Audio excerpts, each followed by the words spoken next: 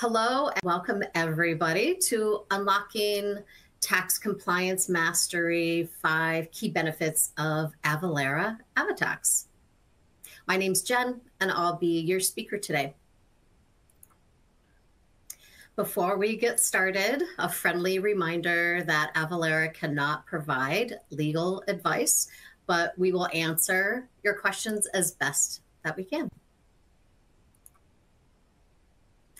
I'm super excited to be here and to lead this webinar. I joined Avalara back in 2012 when we were a startup and we were on Bainbridge Island. I spent 8 years in new sales, working with thousands of companies across the United States and Canada to automate their manual compliance processes. Avalara had the first cloud-based tax solution on the market, and I was able to work with customers to educate them on AvaTax and using our services.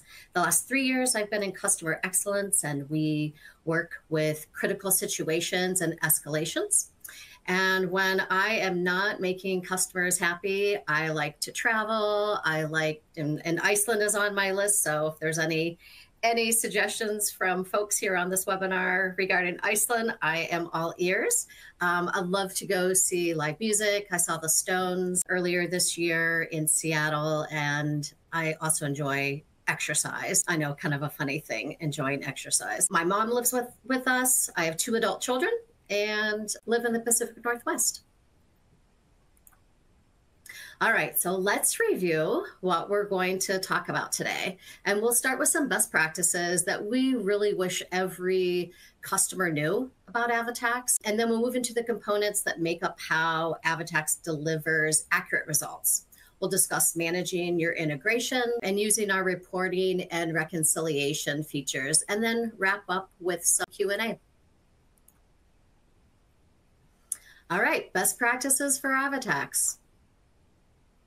And just to level set, let's make sure everybody knows what AvaTax is.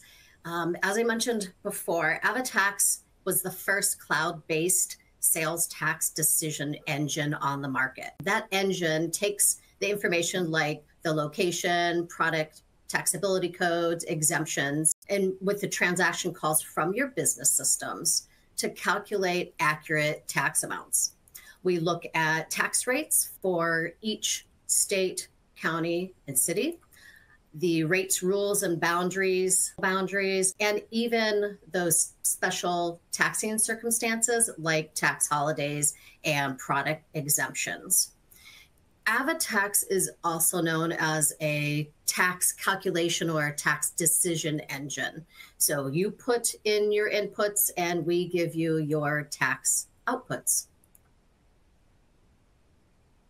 So overall, AvaTax reduces your risk of exposure. And the way we do that is through the tax decision. So we validate the address, we apply sourcing rules, we apply a jurisdictional assignment. So we go right down to the rooftop level of that transaction. We'll apply product taxability, and then also simplify the reporting and remitting to the various states and jurisdictions. So overall, it's going to reduce your overall implementation time and your costs through that integration. So best practices, let's, just to make sure that AvaTax works for you, it's really important to understand your roadmap for success. So make sure you know what all the channels are selling through, where those orders come through. We always recommend that you document your workflow. Basically, you want to map out how orders flow through those sales channels and how they talk to AvaTax.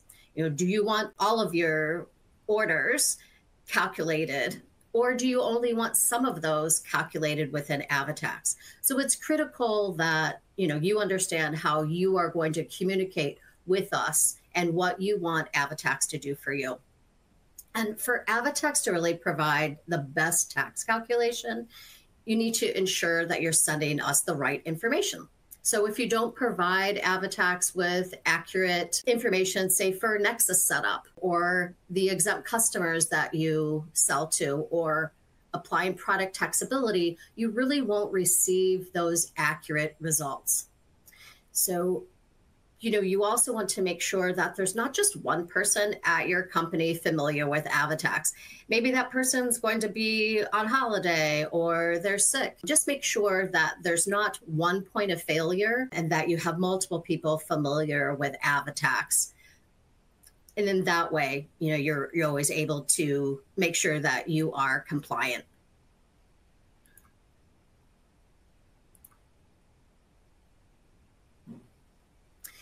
And as far as best practices go, it's your responsibility as the taxpayer of record to review your calculations on a regular basis. And the software really is not a set it and forget it. It's automated, but it requires that the taxpayer is involved in their compliance.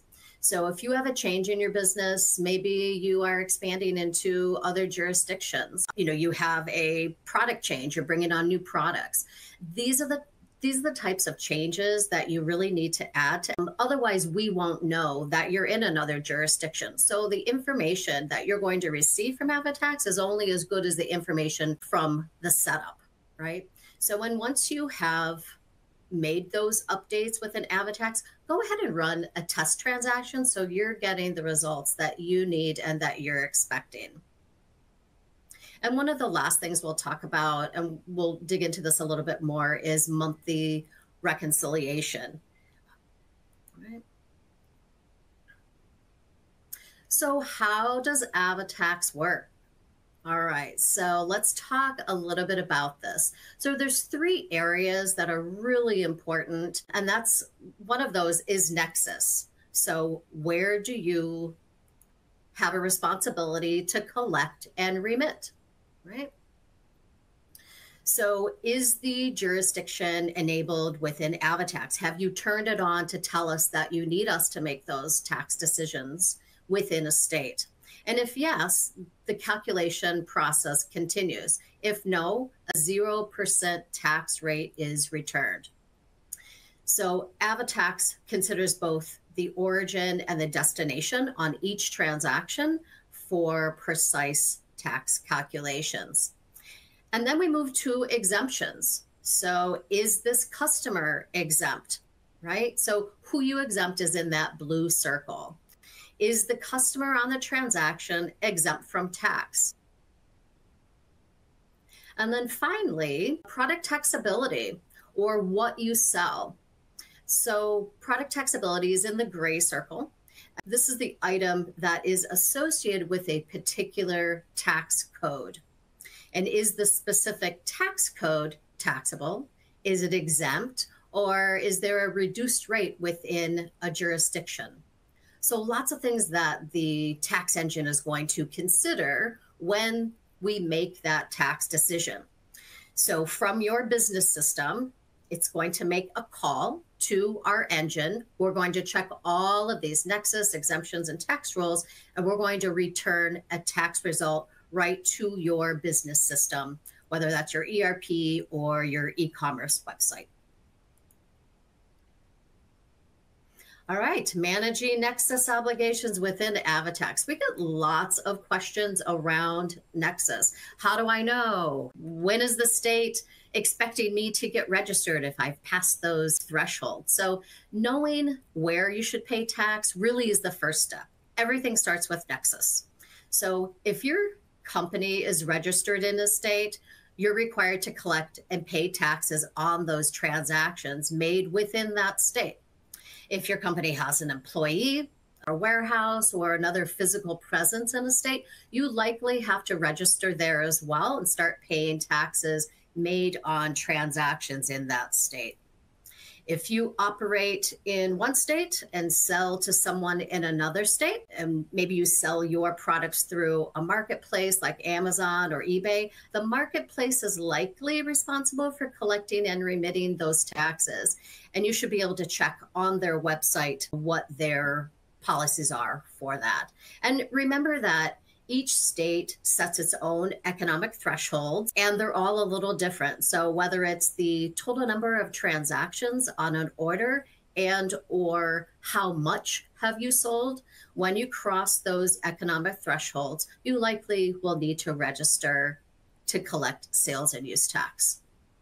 I mean, the good news though with all of this is that AvaTax helps you monitor where your company is approaching or exceeding those economic thresholds. So it gives you a little bit more visibility than you may have today. So it is challenging determining if you do have nexus, but things to think about. Do you have owned or leased property in a state? Do you have personnel? Do you have sales people within a state? Do you have affiliate? Do you have economic nexus? Have you exceeded those thresholds assigned by the states? Lots to consider. This is also really a growing list of nexus creating activities. So take a look at them, and these may be some areas where you haven't considered. So be sure you're familiar with those as well, because these can trigger nexus within a state. So a few moments ago, I mentioned economic nexus. So what is economic nexus? Basically, economic nexus is a connection between a state and a business when annual sales revenue or the transaction quantity have reached a threshold set by a state. And that requires you to register for sales tax. Economic nexus impacts businesses typically with no physical presence in a state, also known as, remote sellers, and they sell goods and services in that state that meet or exceed the state's economic threshold. And it's interesting, today, 46 out of the 50 states have adopted those economic nexus laws, and those thresholds definitely vary. This is a great look of a map across the country, and each color code here designates a different threshold. So you can see the dark colored dots, say California, their threshold is 500,000 in sales. And you can look throughout the state. New York's threshold is also 500,000 transactions. So you have to hit both of those. And Connecticut's is lower. It's at $100,000 and 200 retail transactions. Some states exclude resale services, digital products, SaaS, and other things that you might sell. So make sure that you are familiar with those thresholds. And you can go to our website, avalara.com, under resources, and there's a whole plethora of information for you to help you kind of navigate those thresholds and make a determination. One of the things I love about AvaTax is the economic nexus map, or the heat map. It's a great tool that helps you determine economic nexus. So you can see the screenshot here of the map, and your own personalized map. If you go to the home screen, make sure you're clicking home, and you're going to see that the states that are highlighted in orange, those are the states where you likely have exceeded the thresholds within those states. And then if you see some states that are yellow, that means that you are approaching the threshold. If you determine that you need to register, make sure you contact your account manager, and they can discuss the Avalara licensing services that you might need. So on this page, this also is on your homepage, and you can click on details to get this information. You can see 3 columns here. You have thresholds, you have approaching, as well as the economic nexus report, right? So you can see on this one, we break down how many transactions are in the state, what those rules are for the state, and then you can run that economic nexus report to really see all of the details of what transactions are qualifying and perhaps triggering an economic nexus. Make sure too that when you use this tool, it's just that. It is a tool. It may not be the one area that you check. You may also want to run transactions within your account. And if you have other transactions or other sales that aren't included or don't flow through to AvaTax, you're also going to want to consider those as well. But use this as a tool. It gives you some insight that you may not have today. So nexus obligation, really in order for AvaTax to calculate tax on transactions, you need to know where you're registered to collect sales and use tax. So using the sales information that Avalara uses to calculate your tax, we'll periodically review those, your company's committed transactions. And if those sales are approaching or if they cross the economic thresholds, we'll alert you on that homepage using that map with the orange and the yellow color coding. If you have sales, as I mentioned, that don't flow through, check those as well. See if you've met any thresholds. You need more details, you can engage Avalara for a full sales tax risk assessment. Make sure you do your own due diligence. Don't just rely on the heat map to make that decision for you. And if you get an alert, feel free to talk to a tax professional or a CPA, and they can help you decide if you should register and to collect and pay sales tax in that jurisdiction. All right, managing product taxability with AvaTax.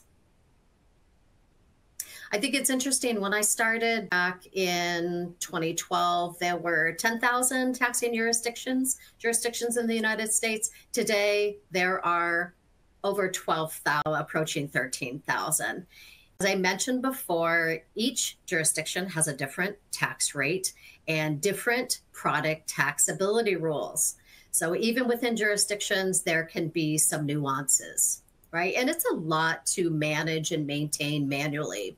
And just take a look at this slide. There are a lot of product taxability changes here. So if you look at Connecticut, just as an example, Connecticut sees convenience stores to be the seller of meals and taxes food. And that includes packaged food items, so food to be consumed immediately. So for example, a 16-ounce bottle of non-carbonated beverage like iced tea or water, fruit juice, is taxable when it's sold in a convenience store. But that same product would be exempt when it's sold in a grocery store. Take a look at New York. New York taxes toothbrushes and dental floss, but Pennsylvania says those items are exempt. Looking at New York, powdered drink mixes in New York. So Kool-Aid is taxable, but Tang is not.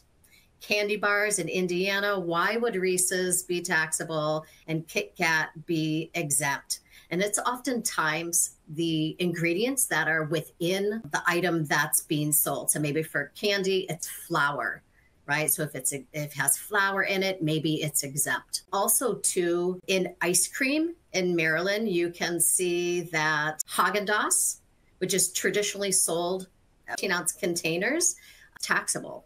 Ben & Jerry's sells in 16-ounce containers, and the state of Maryland says that's exempt. Right? So how do you keep up with all of the product taxability changes and make sure that you're applying it within AvaTax? The way we do that, if your items that you're selling are not fully taxable, you're going to map your products to Avalara tax codes. And you'll be able to find those tax codes to match the items you're selling with the tax code search page. You can use the search page to find the codes that determine that taxability of the goods and services you sell. You can see the categories there, so you can use that to search. And there are pre-built categories for you to make it simple. And you can copy and paste those tax codes that you find here, and you'll copy and paste those codes into the tax code field in the items of what you sell areas of AvaTax when you're logged into the service. Or you'll enter those tax codes in the appropriate field in your accounting or POS system. You can also download the full list of the tax codes and the descriptions, which I find really handy. You can also create a matrix. So you have the various tax codes and the taxability listed out in every single state.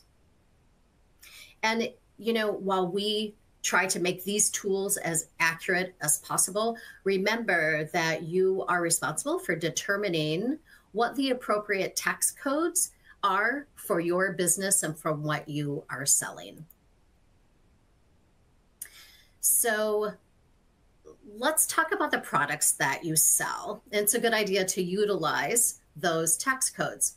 So the tax codes are the laws and the rules that determine how items are taxed depending on the jurisdiction. So you'll map the items you sell to the Avalara tax codes in AvaTax or your connected business application. And there's a few things to consider when you're deciding where to map. So it's a good idea to map your items where you maintain your inventory or your master inventory list. If your inventory and transactions only come from one business application, it might be simpler to map the items there. If your inventory and transactions come from different applications, it's sometimes simpler to map them in AvaTax. If you're not able to locate a tax code that matches the item you sell, AvaTax gives you the ability to create a custom tax code and tax rule. And if an item isn't mapped to an Avalara tax code, we assume by default that it should be fully taxable at the normal rate. So we take a conservative approach and we assume that it's tangible personal property or TPP. So that third criteria that we talked about earlier was exemptions. And I can tell you that the exemption certificate challenge, it's real. And a lot of companies have difficulty getting this right when they have a manual process. And I'll tell you why. Oftentimes, employees really find it difficult to collect the certificate from the company that they're selling to. And it can oftentimes add friction to that selling process. And, maybe collection is important to the employee, but it doesn't seem urgent. And then maybe it's not a priority, so they may not do it. And oftentimes those business process controls may not exist that ensure a proper collection of those certificates. Some employees, they're just not trained to validate them properly. They don't know what they're looking for. And, an invalid certificate really is just as good as no certificate. And, the processes for finding and updating expired certificates can be overlooked. It can be cumbersome. And that retrieval time can be very difficult. It can be really time consuming. Where was that certificate stored? Was it put in a box? Is it in a file? Where is that? And the multiple storage methods, it's common. The hard copy file, you have a copy on the computer, maybe an email attachment. And just know that an audit can go back 3+ years. Where did that predecessor store their certificate? So just remember that a single missing certificate could cost more than the taxes that you failed to collect. And it is the taxpayer of record's responsibility to prove to the auditor why you did not charge sales tax. So you need to have that certificate in hand as proof. So once you have that certificate, how do you apply the certificate to an invoice? Let's talk about a few ways that you can exempt an invoice from sales tax. So you can enter the certificate number in a data field in AvaTax or in your business application. You can use an entity use code, which that identifies the reason an invoice or an item is exempt. Or you can use one of our exemption management tools like ECM Pro, which is available as a subscription. Integration. We get lots of questions about integrations, what they are, who we connect to. And you will want to connect an integration with your existing business system in order to automate your sales tax compliance, apply tax rates to everything that you sell, and track your tax obligations for every state and jurisdiction. Avalara has hundreds of pre-built connectors that integrate to your systems, and our partners have hundreds more. We also have the Avalara API that's available, so you can build your own connection to AvaTax. Now, there's two types of integrations. We have integrations that only import your transactions, and those are called extractors. And then we have integrations that provide a real-time tax decision or calculation. And you might hear us refer to these as pre-built connectors.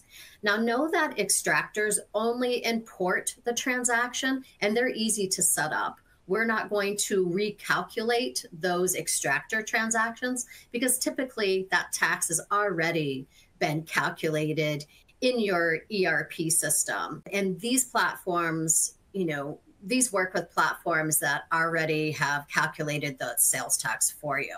So the pre-built integrations, that provides tax calculations, and we will calculate that tax amount and we'll send it back to you in real time. So customers, say, that are checking out on an e-commerce platform, they can see their tax amount during checkout.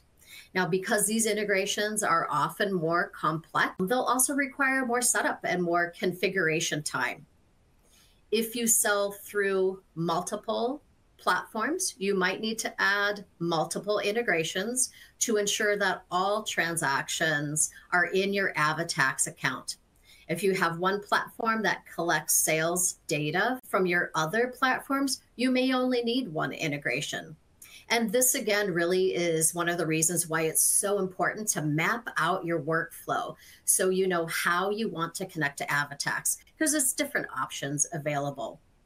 Now, if you decide to go with the API route and build your own connection to AvaTax, there is documentation available on our website for your developers to utilize. And if you're not sure what integrations you currently signed up for, you can find that information really easy in AvaTax. And you can also look up other integrations that you may need to include, as well as extractors. So simply go to the Settings tab in your AvaTax account and select Integrations. And under Manage Integrations, you'll find what you currently have. And under Discover New, you'll see the options of integrations available to you as well. As far as troubleshooting goes, you should know that Avalara does not own all the connectors, and we don't maintain all of those connectors. So we're not able to offer recommendations for troubleshooting on some platforms. We can help with AvaTax, but you may need to reach out to the partner who built the particular connector in your situation. It's important to remember that you do need to be familiar with the systems that you have, your ERP and your e-commerce systems. And it's always a good idea to ask during the selling process who built and maintains the integrations that you're adding. Some customers have technology partners who are familiar with their business applications and who will assist their setup. If you need to add a new integration to AvaTax, reach out to your account management team and they can help you as well. So once you have AvaTax set up and connected to your systems, you can then run reports and you can reconcile. Avalara really has some powerful reporting features, and the accountants that I speak to tell them that it gives them all of the information in one place, so they don't have to do their accounting gymnastics with different spreadsheets to get the information together in one place. So you're able to generate those reports on your transaction history at any time. So AvaTax begins updating the report data about every 30 minutes. So you may need to wait a little bit to see your most recent transactions in reports. So you'll go to the transactions page for the most to-the-minute activity. And if you want to use a report with certain criteria each month, make sure that you save yourself some time and add that report to your favorites. So here are a few things to remember about reports. Each report has a number of reports that can be further customized to provide you with that information that you need. Reports that you view in the Avalara platform have hyperlinks to other reports and transactional details. You're able to drill down within those reports. And reports that you export will contain all of that information included in the transactions, depending on the filters that you use for the reports.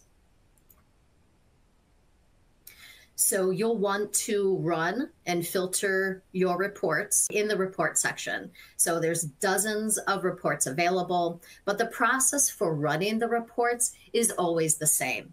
Select the report that you want from the Reports tab, and then you select the category. Depending on the type of report that you choose, there's different filters that will appear. So for example, if you file quarterly rather than monthly, you can enter that custom date range. You can also filter by state. And if you plan to run that report again, save it to your favorites for easy access. And if you remember one thing from today, please make it reconciliation. Reconciliation is something that you need to do each month. And it's really the process of finding and resolving unexpected tax amounts before you approve your returns for us to file, or if you're filing yourself. So it's really one of the most overlooked activities for customers, and it can create a tremendous amount of risk and also lead to various issues and audit vulnerability. So as a basic accounting function, and whether you utilize our managed return service or not, you will absolutely need to reconcile. So in AvaTax, you can run the reports to find and resolve those discrepancies between AvaTax and your business system. Start with that top level report. And if you find a discrepancy, drill down until you find the source of the problem. So to reconcile and defend against audits, it's really important to remember how everything occurs. So when a transaction occurs, it's entered into your business application, which sends it to us, and then we calculate the sales tax. At the end of each filing period, we use the transactional data in AvaTax to prepare your returns. And it's a good place to start when reconciling really is the sales top line report, and that shows that sales and sellers use tax totals.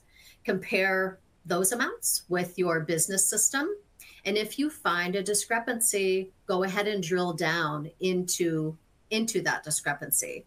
After you have reconciled AvaTax with your business application, run the liability reports to verify your tax returns before you approve them.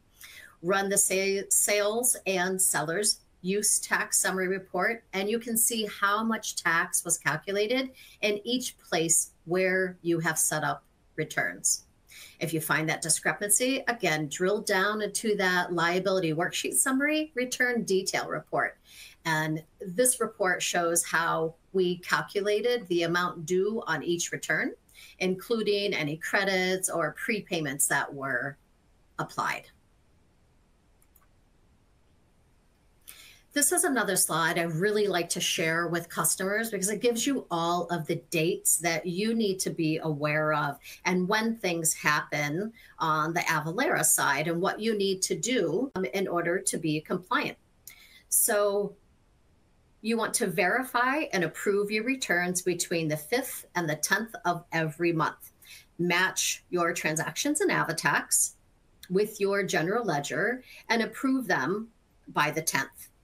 We're going to fund between the 11th and the 14th of the month. We're going to withdraw those funds from your bank account in order to pay your taxes. We file from the 14th to the end of the month, and we'll file to those jurisdictions depending on their due dates.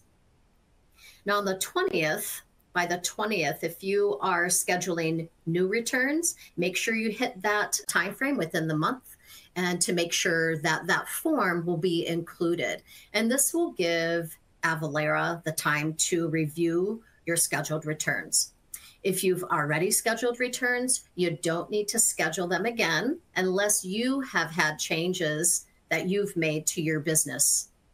If you need to edit scheduled returns, you'll have until the last day of the month before the month you're filing. For example, if a return switched to a quarterly filing status in July, you'd need to change the filing frequency by June 30th. So really important dates to remember. All right. So we are at the end of the presentation, and I am going to answer some questions.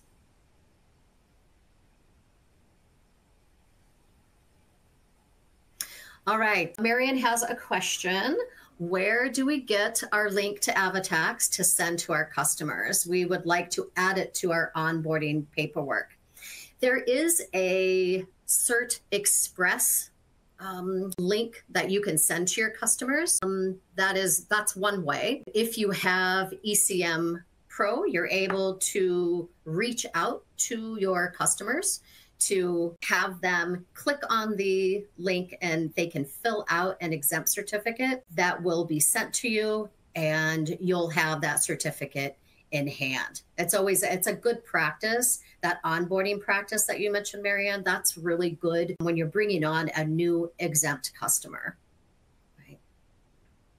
And also, too, feedback about that I've heard is that it really helps to quicken up that process, actually getting that exempt certificate. Remember earlier we had mentioned that oftentimes employees find that very challenging. This helps with that workflow in order to get that certificate in hand, because remember, you need to have that as proof to the auditor of why you did not charge sales tax. Okay, next question from Scott. He says, regarding the map, we have found that the underlying logic does not consider credit memos as non-shipment invoices, but rather includes the credit memos in the invoice or the shipment count. He says we're very near the annual threshold for a certain state, but subtracting the number of credit memos drops us below the threshold number of transactions. Any chance the logic will ever be updated, even though some states are dropping the transaction count threshold? You know, and that's a great question about kind of that underlying logic, that heat map.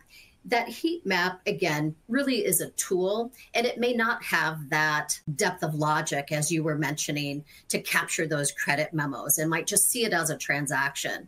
And if that's the case, you know, for you, you may want to take that under consideration and do your own analysis on whether or not you have crossed that economic threshold, especially if that logic isn't capturing that detail. Right. So remember, it's a tool. Use that along with your other due diligence to double check and see if you have surpassed the thresholds. A great question. Thank you for that.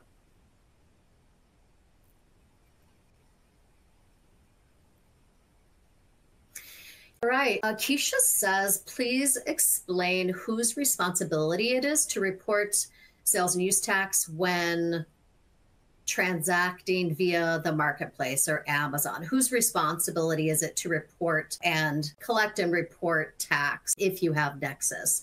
Typically, the answer to that is typically it's the marketplace. You will want to double check on the marketplace website to see what their policy is. But in our experience, we're seeing more and more marketplaces being responsible for collecting and remitting. But do double check that with your marketplace. All right, moving on. Felicia says, I am new with my company. One of my tasks is to see how we are mapped, our Sage or our ERP. How can I do that? And she's new to AvaTax as well. One of the things you're going to want to do first is you can go to your AvaTax account and you can check under integrations, one, to make sure that that business system or Sage is highlighted as one of the integrations. that you have. The other thing you can do is test a transaction. You can do a test transaction with your ERP, like kind of a dummy transaction, and to see if it is sending over to AvaTax. The way you can check it within AvaTax, take that transaction that you just had in Sage. If you did the dummy transaction and it flowed over to AvaTax, go over to your transactions tab within AvaTax and check to make sure that transaction 1 made it over to AvaTax, and 2, that it has the expected decision or calculation made on that transaction. You can also go to our Knowledge Center, and there are a lot of Knowledge Center articles that can help you to understand how you're set up. And there's also some training videos at Avalara University that you're able to access as well to learn more about the software. And I should say too that one of the things that is often overlooked, not just reconciliation, but it's training. It's understanding how the software works. We have a lot of on-demand courses that are available at Avalara University that I mentioned. Also, you can go to YouTube and you can download some of the videos that we have there. I do recommend that you get to know the software. It's easy to learn. It really hasn't taken me long at all to learn the software. And don't hesitate to click around the software just to see what happens and see where it leads you.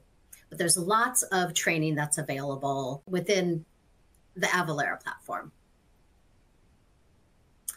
All right, another question. Mary asks, can you tell us what's going away and what's replacing ECM? So a little bit about ECM, or exempt certificate management is what we're calling our solution. A number of years ago, when we purchased this solution, it was called CERT. And over time, we've made enhancements and improved the solution, and we've just rebranded it to ECM.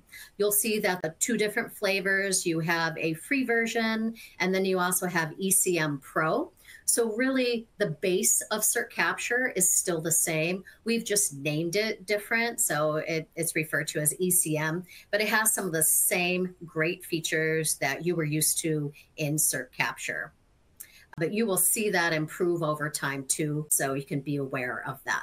But it's basically the same thing.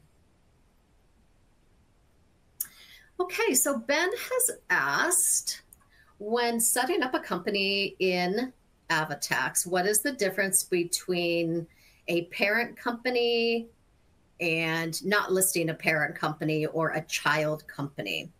So when you look in your AvaTax system, if you are just one company, you are that default company. If you have subsidiaries or other companies that maybe they're reporting separately, you may want to set up a child company under that parent company. So you can either, and it really just depends on how your business is set up. Either you have subsidiaries or that you manage, or you do not. So adding a child company to a parent company would allow you to see and separate out and track and monitor 2 separate companies. Right? So hopefully that answers your question. But if you don't have subsidiaries or more than one company, you'll just need that one parent company, no child. Raymond asks about SST, and I've heard this question a number of times. Do you recommend joining all SST states to start off, or is it better to wait until you're closer to Nexus? There's a couple different ways you can go about it. I've worked with some companies who have made the business decision to register in all SST states, right? And just simplifies things for them. Maybe they anticipate exceeding thresholds, and so they're just going to go ahead and register in all the states. Some customers are going to take it on a state-by-state basis.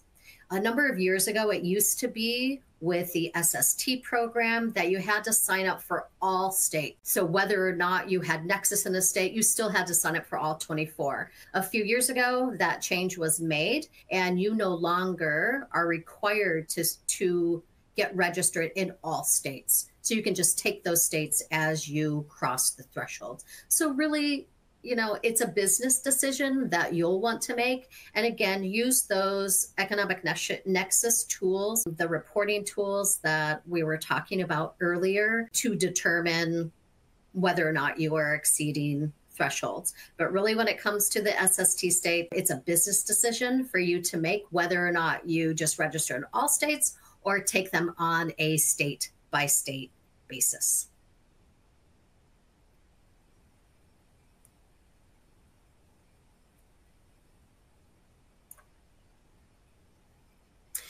All right, so there's a question about, she says, we recently uploaded a list of items that we sell, and now they seem to be overriding the tax exemption certificate for customers who should be exempt. And that is a great question. That really sounds like maybe a technical issue that you might need to open up a support case and ask that question to the support team. They can take a look and see if there's something maybe in your settings that is triggering that, but you definitely would want to take a look at some of the settings. You might want to check the Knowledge Center for additional supporting information around what you're doing with the exempt certificate. But that one sounds like, first start at the Knowledge Center to see if there's information that's going to help you to troubleshoot. And if you're not able to find that answer, go ahead and open up a support case right from your AvaTax account, right-hand side. You'll see at the top right, you can click support and open up a support case right from your account. But that's what I would say on that, for sure. Oh, good question. I've heard this one too. Does AvaTax work for cash-based businesses? Yes. However, we can only calculate sales tax for you. And the reason being is that from a reporting standpoint, so reporting and remitting to the states, we're set up on an accrual basis. So what you sell is going to be recognized as revenue in the system for that next month.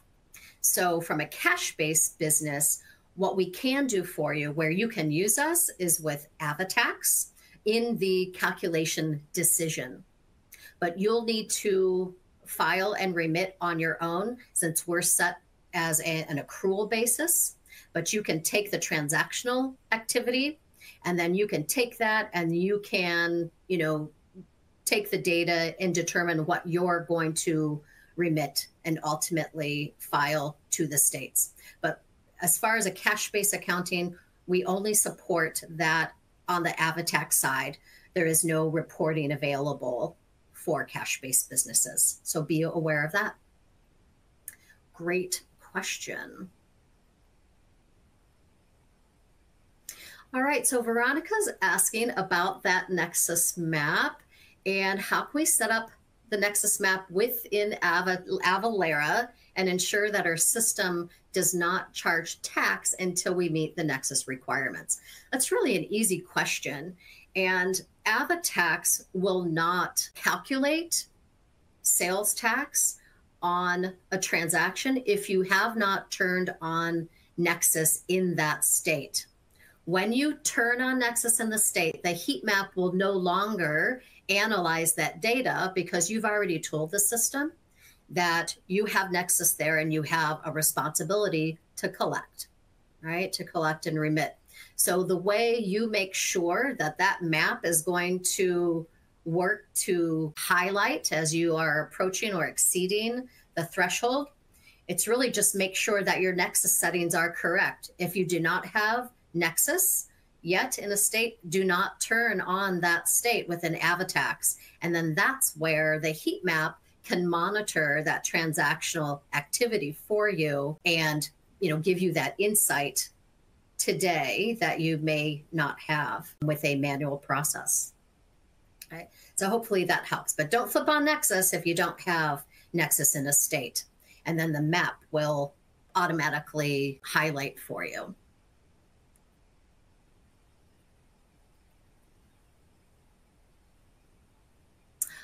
All right, Heather's asking about drop shipping. We get tons of questions around drop shipping and Nexus. And what I would recommend, and they're asking, hey, have someone, follow up with me. I would do a couple of things regarding drop shipping. And this is what a lot of us here do for our own education. We go to the Knowledge Center and we look up drop shipping. That would be one place. We have a lot of supporting documentation on how to handle drop shipping. We also have some on-demand webinars around drop shipping as well, or I think we have some blog publications that you might take a look at. It is a complex area, and it's an area that customers have questions on. So it's good that you want to get more information and that you want to do this right. We can also share your question with your account manager and see if they can follow up with you as well. But I think from an education standpoint, the best place that you can start really is the Knowledge Center. And then you can also head over to on our website under resources, and you'll see there's some on-demand content and also some live webinars. But look there as well, and you can get supporting information around drop shipping and making sure that you're handling that correctly.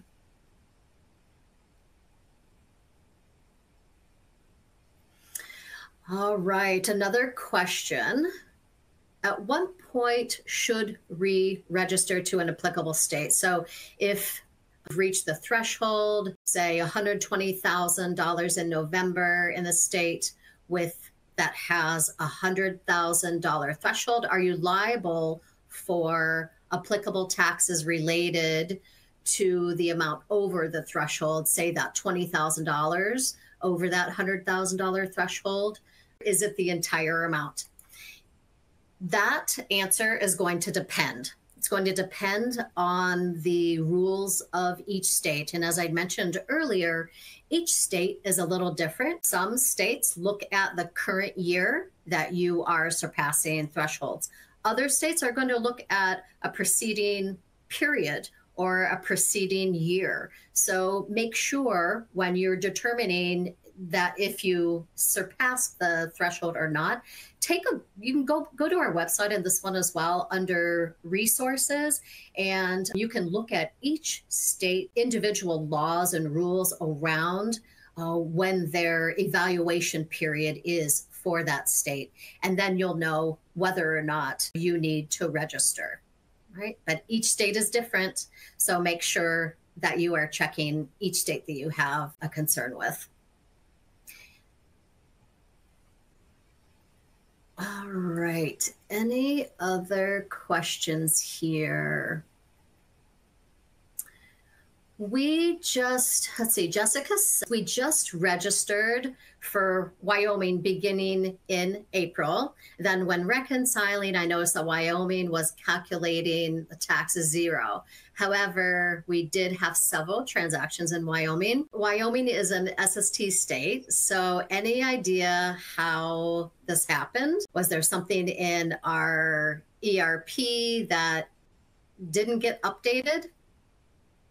That is a good question. I think I would do a few things. I would double check your Nexus settings, make sure that Wyoming is set up, first of all, in your Nexus. And if it's an SST state, I'm not sure why that would happen, but I would first kind of check your settings. You might look within AvaTax. I would look in your ERP. You mentioned that you're using SysPro. I would also look at that as depending on how you're set up, you may want to double check your ERP as well. But typically, if you are using and you have signed up for the SST program, typically that setup would already be done for you. The SST team sets that up for you.